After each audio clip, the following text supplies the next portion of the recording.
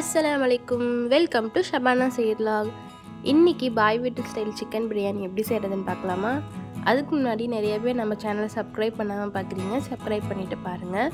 ஒரு பாத்திரத்தை அடுப்பில் வச்சுட்டு எண்ணெயும் நெய்யும் சேர்த்து பட்டை, கிராம்பு, ஏலக்காய் மூணுத்தையும் போட்டு நல்லா பொரிஞ்சதுக்கப்புறம் வெங்காயமும் பச்சை மிளகாவும் சேர்த்து நல்லா வதக்கிக்கோங்க. வெங்காயம் எந்த அளவுக்கு வதக்குறோமோ அந்த அளவுக்கு டேஸ்ட்டும் நம்மளுக்கு கூடும். சிக்கன் 65க்கும் மசாலா போட்டு வச்சுட்டேன். வெங்காயம் நல்லா வதங்கினதுக்கப்புறம் இஞ்சி பூண்டு பேஸ்ட் ஒரு 2 டீஸ்பூன் சேர்த்து நல்லா வதக்கிக்கோங்க. கூடவே கொத்தமல்லி, புதினாவையும் சேர்த்து நல்லா வதக்கிக்கோங்க. நம்ம சேர்த்த பொருள் எல்லாமே வதங்கினதுக்கப்புறமேட்டு 1 டீஸ்பூன் மிளகாத்தூள், 1 டீஸ்பூன் பிரியாணி மசாலா, 1 டீஸ்பூன் கரம் மசாலா சேர்த்துட்டு நல்லா வதக்கி. இதில் கலருக்காக எதுவும் சேர்க்குற தேவையில்லை. மசாலாஸ் எல்லாம் நல்லா வதங்கி வந்ததுக்கப்புறமேட்டு கெட்டியான தயிர் ஒரு 2 டீஸ்பூன் அளவு சேர்த்துட்டு நல்லா வதக்கிக்கோங்க. வெட்டி வச்சுருக்க தக்காளியும் கழுவி வச்சுருக்க சிக்கனையும் இதோட சேர்த்துக்கலாம். தக்காளி நல்லா மசிஞ்சும் சிக்கன் ஒரு 75% வெந்து வரணும். அது வரைக்கும் மூடி போட்டு நல்லா வேக வச்சு எடுத்துக்கோங்க. சிக்கன் நல்லா வெந்து எண்ணெய்லாம் பிரிஞ்சு வந்ததுக்கப்புறமேட்டு நான் பாஸ்மதி அரிசியை ஒரு 1/2 ஹவருக்கு முன்னாடியே ஊற போட்டு வச்சுருந்தேன்.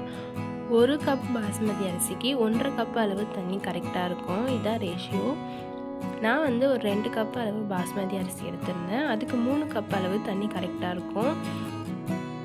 தண்ணி சேர்த்ததுக்கப்புறமேட்டு இந்த ஸ்டேஜில் உப்பு சேர்த்துக்கோங்க. உப்பு கொஞ்சம் தூக்கலாக இருக்கணும். அப்போ தான் ரைஸ் வெந்து வரும்போது கரெக்டாக இருக்கும்.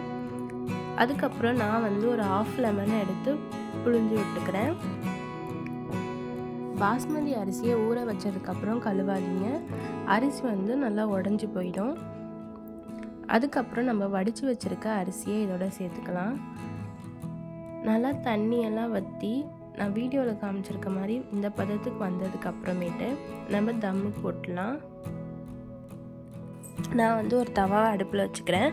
இந்த தவாவை ஒரு 5 மினிட்ஸ்க்கு ப்ரீஹீட் பண்ணி வச்சுக்கோங்க. அதுக்கப்புறம் இந்த பாட்டை தூக்கி அதில் வச்சுட்டு மேலே கொஞ்சம் கொத்தமல்லியும் ஒரு 2 டீஸ்பூன் அளவு நெய்யும் தூவிட்டு நான் அலுமினியம் ஃபாயில் பேப்பர் போட்டு ஃபுல்லாக ரேப் பண்ணிக்கிறேன். அலுமினியம் ஃபாயில் போட்டு ரேப் பண்ணதுக்கப்புறம் ஒரு மூடி போட்டு மேலே வைத்து வச்சுருங்க. ஒரு 1/2 ஹவருக்கு ஸ்லோ டீமில் வச்சு எடுத்திங்கன்னா பிரியாணி ரெடி. பிரியாணியை எப்போவுமே ஸ்டவ்வை அமர்த்திட்டு ஒரு 1/4 ஹவர் கழித்து ஓப்பன் பண்ணிங்கன்னா இன்னும் பிரியாணி நல்லா செட் ஆகி வந்திருக்கும். கூடவே நான் ஆனியன் ரைத்தாவும் எக்கும் பாயில் பண்ணி வச்சுட்டேன். கையோட சிக்கன் 65யும் பொரிச்சிட்டேன். சுட சுட சாப்பாடோட சிக்கன் 65 வச்சு சாப்பிடும் போது வேறு லெவலில் இருக்கும். ட்ரை பண்ணி பாருங்கள். இந்த ரெசிபியை எப்படி இருந்துச்சுன்னு சொல்லுங்கள். தேங்க்ஸ் ஃபார் வாட்சிங்.